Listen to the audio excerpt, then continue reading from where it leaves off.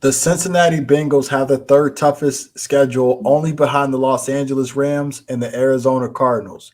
And the question remains, will the Bengals regress this upcoming season or will they impress? Let's talk about it.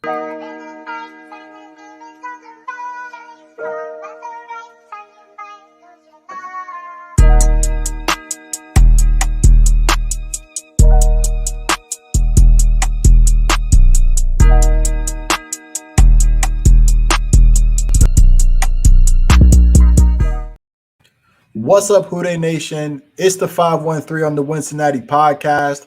I am your host, Just Eric, and I am very ecstatic to be here today. Shout out to Ace and Zim for bringing me on the team. I cannot express how happy I am to be a part of Wincinnati and talk to you about the Bengals. So, what is the 513 podcast? We are a podcast under Wincinnati that will talk about the Bengals, react on Mondays for you. You can catch us every Monday talking about your Bengals from here on out. So looking forward to talking about the team with you. Looking forward to going on this journey as part of one of the Houday faithful. And look, we got a great show today. Today is a beautiful Monday. Happy Memorial Day out there to all of those who have served in our military and folks who are serving today. Can't express how thankful we are for you all. But I want to get to the show. So the Cincinnati Bengals, like I said, have the third toughest schedule this year, right? And is it unusual for the team that makes it to the Super Bowl to have a tough schedule? Not even. So it's very, really, actually very normal that folks that have made it to the Super Bowl have a tough schedule. So the Bengals have earned themselves a great schedule with a lot of premier matchups. They play Dallas. They play the Buffalo Bills. They have a very, very exciting schedule. On top of playing those premier teams, they also have 5 primetime games. 5 time prime games, which we have not seen for this team in a long time. So very excited to see that they got 5 primetime games. What does that mean about our team? What does that mean about the Cincinnati Bengals from here going forward? What it means is that the NFL is taking notice of this team, and people want to watch these boys play. They know that they have some swag. They want to see if they're the real deal, and they're going to have the opportunity to show it on Sundays and under the big lights, right? They got 5 primetime games. Of course, the NFL gave us 3 away primetime games and 2 primetime games, which in my opinion stinks, but beggars can't be choosers. And not that the Bengals are begging, but the more opportunity you get to play under the bright lights, just the more notoriety you get in the national media. So very excited for this team and what we got going forward for the Cincinnati Bengals. And I think it's a lot to be excited for. Now, when you look at the Bengals schedule, you notice that the front half of their schedule, I'm not going to say it's easy, but it's a little bit lighter than the back half. And when I say lighter, I mean the opponents may not be as stiff. You got the Jets. You got teams in the beginning half that are still trying to find out their identity as a team. And the Bengals coming into the season, they know who they are. They're reigning AFC North champs and AFC champs overall.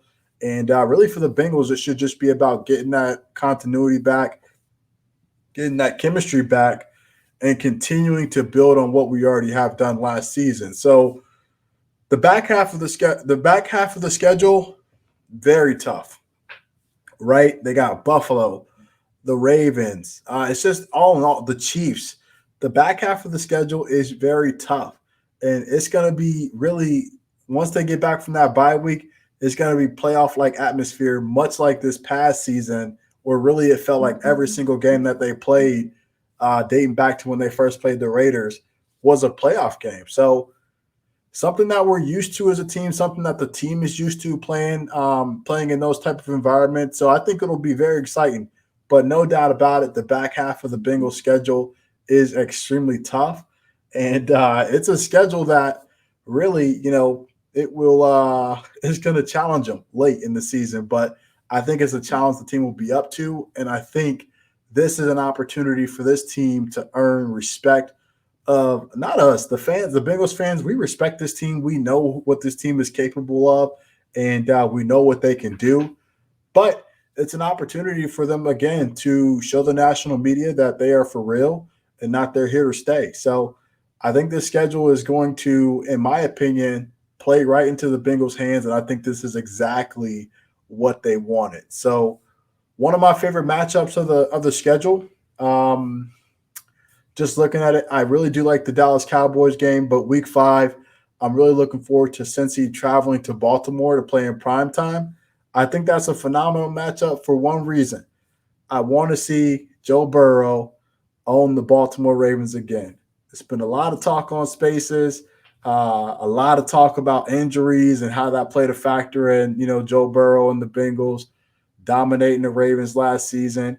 And for, not going to say injuries didn't have a play in it, but injuries were not the sole reason that the Bengals dominated that team. So looking forward to that matchup. The Bengals will be on the road week 5. And I think, this is going to be a game where a lot of people are watching and another opportunity for the Bengals to make a statement. So with this tough schedule, right, a lot of the national media members and really NFL fans across the league have really latched on to this regression talk, right? It started really kind of right after the season. Oh, this team is going to regress. This team, no way this team can be the same team that they were this past season. And in one hand, I understand a little bit what the national media is saying. But the other hand, I'm looking at this team and what they're built to do, and I'm saying regression. What do they mean by regression? So I had to look it up, right? And I had to look up the definition of regression. I think I was in a Spaces with Joe Goodberry, and he actually said the same exact thing. I actually had to look it up. And regression is returning to a former or lesser development state. And when I hear that definition, that does not sound like this team, right? That does not sound like a Bengals team that is young, that is hungry, that just came off a Super Bowl loss that probably left a bad taste in their mouth. But all in all, it just does not sound like this team. And I think when you look at, the regression and what these national media members are talking about and what fans are talking about across the league, when they say, hey, a lot of teams that make it to the Super Bowl or teams that go to the Super Bowl and lose, they never make it back to the Super Bowl, which when you look at the data, there is some supporting data there that shows about the Super Bowl slump. But a lot of teams, when you look back the last 15 years, teams that had continuity at the quarterback position, at the head coaching position, those teams had an opportunity. Maybe the season following, they didn't make it right back to the Super Bowl, but those teams typically made another appearance in the Super Bowl. So I don't think it's outrageous to think that this team probably could come back this season and make a trip to the Super Bowl. It's going to be tough, no doubt about it, because they got a target painted on their back, most notably probably by the Kansas City Chiefs and Buffalo Bills. But I do not believe that it's impossible for this team to make a run back at the championship. I think they're going to make the playoffs for sure. I do think that for sure. But I don't think it's also far-fetched to say, hey, this team probably could be back in the Super Bowl, if not this upcoming season, the next season. You have continuity. You have Joe Burrow at the helm, who has gained that experience in the playoffs, a win-or-go-home type environment. And really, when you're talking about the playoffs, it's really about finding a way to win. And as we saw this past season, that is something that the Bengals did so often that people, outsiders, could not understand or fathom how this team kept finding a way to win. I think it actually caught so many people by surprise that this team was just finding a way to win. Typically, when teams find a way to win like that, that's championship bloodline. And what Zach Taylor has done, I got to give kudos to Zach Taylor and Duke Tobin. They have brought in guys who have been a part of championship teams and literally built the foundation of this team with young, youthful talent, and then injected veterans that have championship bloodline, that understand what it takes to win a Super Bowl, that understand what it takes to win and have that winning culture in a team. For instance, when you're talking regression, right? Because this is what everybody's saying. This is what all the national media members are throwing around. The Cincinnati Bengals went out, right? As soon as free agency hit, they signed Alex Kappa, right? They signed Ted Karras. Then they signed La'el Collins, right? Three guys that are going to come in, help the Bengals at the position where they needed support the most on the offensive line to be successful. Those are players right there that I think, in my opinion, of course, the Bengals didn't have a huge splash in free agency in a national media sense. But from a Bengals fan perspective, that was a huge free agency move. Those were huge free agency moves. And those players that they got are going to contribute to this team making another championship run. And I think, in my opinion, when you look at the Bengals from the outside looking in, everything they did this upcoming season has put them in a position to be better than they were last season. Excluding Jesse Bates, because, again, the Jesse Bates saga is going on. He hasn't signed the franchise tender yet, so we don't know if he's going to play or if he's going to, hold out. We're not quite sure on what he's going to do.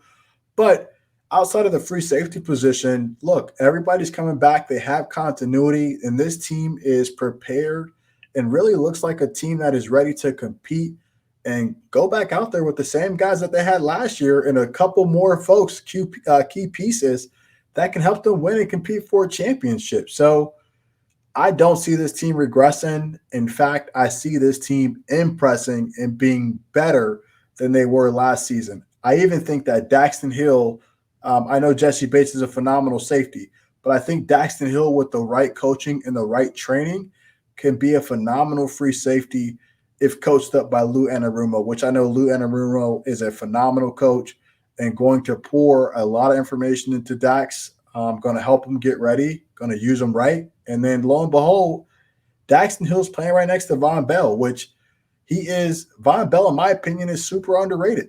I think Von Bell can bring Daxton Hill up and help him be a better safety altogether. So do I think the Bengals will regress or impress? I kind of said it earlier, but I see the Bengals impressing. I see them being a better team. I see them being a more complete team. I see them being more dangerous on defense. And I see Joe Burrow potentially being an MVP candidate, if not win it. So I think this team's going to be a lot better. The AFC definitely got tougher. But I think when overall you're looking at the Bengals and what they could be this coming season, there's no reason not to believe that this team's going to take a step forward in the right direction. So for me, the Bengals will impress. Who Dey Nation, I appreciate you tuning in. You can catch us every Monday on the 513 on the Wincinnati podcast. I hope you enjoyed it. Have a beautiful Monday, and we'll catch you next time.